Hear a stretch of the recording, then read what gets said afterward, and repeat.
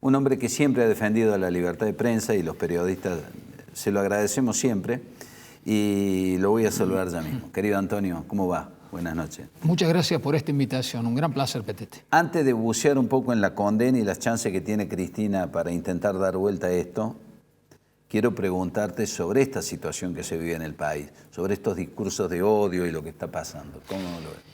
Lo veo con la misma preocupación.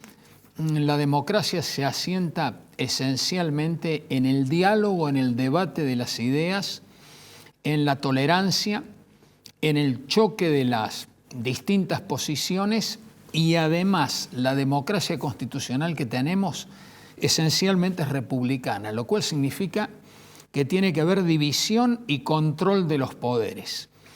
Cuando vos, en vez de respetar a quien no piensa como vos, querés eliminarlo, en vez de considerarlo un adversario, lo querés convertir en un enemigo, que era lo que definía Carl Schmitt, uno de los filósofos políticos del nazismo, entrás ya en el camino de la violencia, de la autocracia, que es lo que se está difundiendo, recién lo decía muy bien Ocaña, a nivel mundial, y donde sorpresivamente incluso el tema también se da dentro de lo que se llama el Occidente, particularmente en los Estados Unidos, que fue donde se originó la frase de que no se odia suficiente a los periodistas y que repite acá nuestro presidente.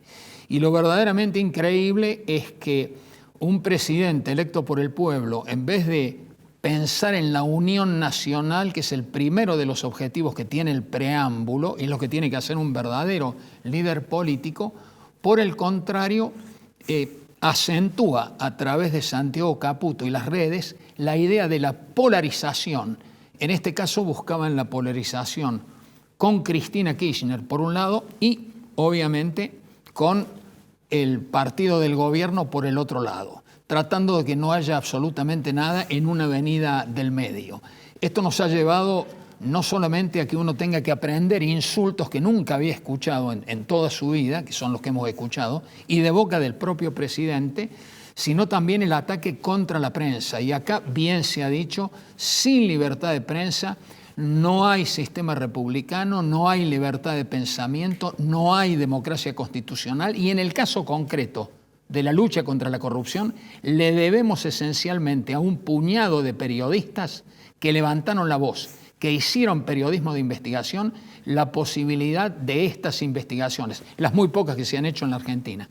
Es cierto que a mí me tocó una responsabilidad como constituyente de la Nación, incorporé el secreto de las fuentes de información periodística en el artículo 43 de la Constitución, que es una garantía esencial para el periodismo de investigación.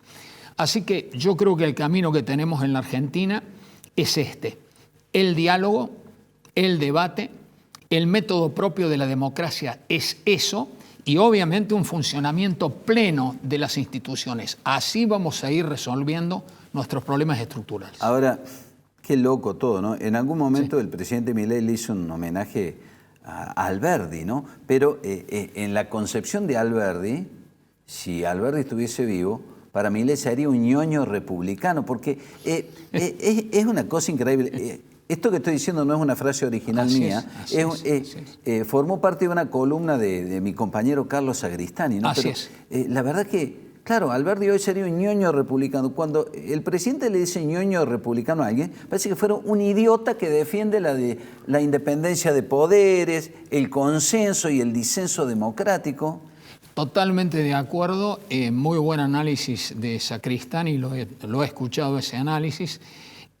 Nosotros estamos en este momento enfrentados a eso. En verdad, no hay verdadero liberalismo, hay anarcocapitalista. Esto nos llevaría ya a un análisis más bien de ciencia política, pero el mismo presidente hace referencia a lo que ha escrito Murray Rothbard, que es precisamente un hombre que ha delineado cómo debe actuar un gobierno anarcocapitalista. Y por eso ellos también dijeron acá en la Argentina que eran los topos que venían a destruir el Estado, y recién lo escuchamos a Diego de Aquino hacer todo un análisis sobre el concepto que se tiene sobre el Estado y sobre realmente quién está pagando verdaderamente el ajuste hoy en la Argentina ajuste que era, es decir, la idea de luchar contra la inflación o tener equilibrio fiscal no podía ser discutida esa idea, pero efectivamente hay que pensar que el Estado tiene su razón de ser y que evidentemente nosotros necesitamos aferrarnos a la Constitución para que haya una verdadera democracia republicana y federal. No tenemos nada de eso. Prácticamente no funciona bien el sistema republicano, el Congreso tiene muy pocas, está lleno de competencias, pero no las puede ejercitar, se gobierna por decreto. Esto nos lleva a otro tema muy delicado que afecta el federalismo. Al gobernar por decreto muy pocas personas, obviamente no existe una deliberación democrática y no está la representación de las provincias, de los municipios, etc.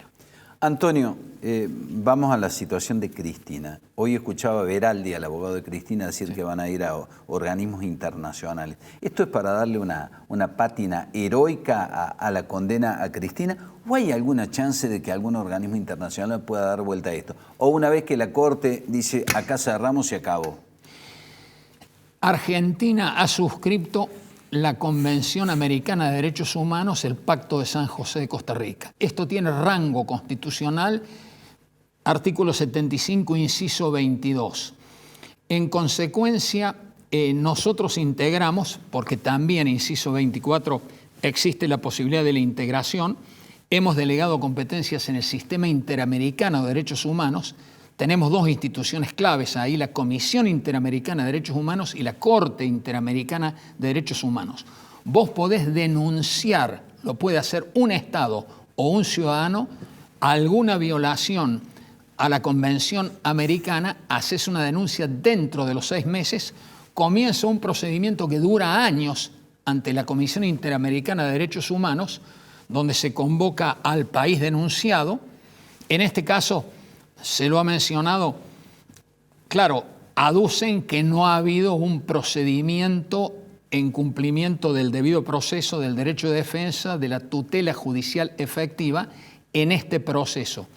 En definitiva, todo eso dura años, es muy difícil tener una medida cautelar. Los tribunales internacionales, estos son los americanos, también hay a nivel mundial, hay que entender que esto dura mucho tiempo, no se trata de una cuarta o una quinta instancia, pero sí existe ese llamado control de convencionalidad. De paso digo, más allá de esto, que la Argentina ha suscrito 2 convenciones internacionales de lucha contra la corrupción. Así que eso también hay que tenerlo presente. Habrá que ver cómo se desarrollan los acontecimientos. Lo que ahora tiene que ocurrir es que se ejecute la sentencia, ya estamos en ese proceso, lo hace el tribunal que juzgó, o sea, el Tribunal Oral Federal número 2, que delegó en uno de sus miembros, el doctor Gorini, sí, todas las medidas que hay que adoptar al respecto, así que en los próximos días se vence el tiempo para que comparezca la expresidenta y después tienen que resolver dónde va a cumplir la pena de 6 años por administración fraudulenta. Más, por supuesto, la inhabilitación que tiene. Antonio, mira lo que te voy a preguntar. Muchos kirchneristas comparan la situación de Cristina con la de Lula. Lula fue condenado, estuvo preso y volvió a ser presidente. ¿Son comparables las situaciones? En cuanto a monto nada que ver porque a Lula lo condenaron por un triplex, ¿no? Así es. No son comparables porque en el caso ese fue el propio Tribunal Supremo Federal brasileño el que revirtió esa decisión de condena, o sea que no es el caso argentino. Y además de esto, no se puede comparar el funcionamiento de la justicia brasileña con el funcionamiento de la justicia argentina. El promedio de duración de causas contra la corrupción en la Argentina es de 14 años, por eso en Argentina obviamente hay impunidad, son muy pocos los condenados por corrupción, pese a que en la reforma constitucional de 1994 se elevó como rango constitucional y como delito constitucional el enriquecimiento en la función pública. Y obviamente en ese mismo artículo 36, que es el que analiza las violaciones al orden constitucional y democrático, se hacía referencia a todos los golpes de Estado que tuvimos en la historia. pero en el segundo párrafo se coloca en la misma situación de atentado contra el orden constitucional el enriquecimiento y la corrupción. Es decir, los constituyentes, porque me tocó ser miembro informante, yo era el vicepresidente de la comisión redactora, sabíamos que uno de los problemas culturales y muy graves de la Argentina es el altísimo grado de corrupción existente y de que no puede haber una verdadera democracia constitucional, una verdadera república, si no existe una efectiva lucha contra la corrupción.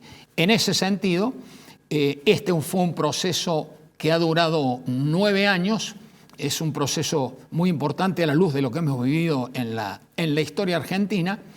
He analizado los problemas de la corrupción en un libro que se llama La Constitución y el combate a la corrupción, que hemos coordinado con Diego Valadez, que es un jurista mexicano. Elegimos un constitucionalista por cada uno de los principales países de Iberoamérica.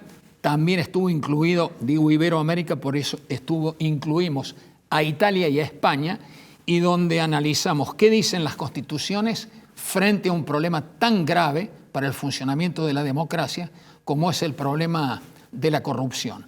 Así que yo espero que con esto que ha ocurrido en la Argentina y con algo que necesitamos imperiosamente, unir la ética a la política, fortalecer las instituciones, fortalecer los partidos políticos y hacer educación cívica y democrática. La política tiene que ser una actitud de servicio y todo vestigio de corrupción tiene que ser evidentemente investigado y castigado.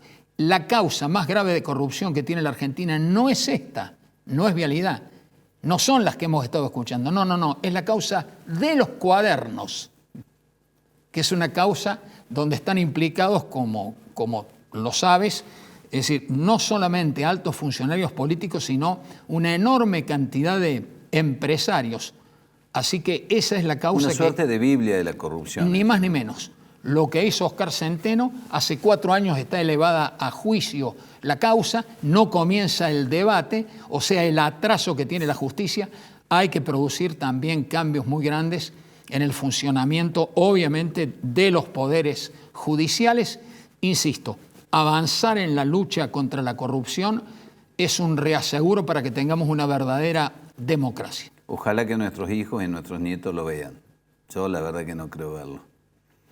Hay que seguir adelante en ese sentido, hay que elevar la voz. Vos lo haces, Petete, así que como gran periodista te lo tengo que decir y reconocer. Gracias, Antonio. Un placer como siempre. Muchas gracias. Hasta cualquier momento.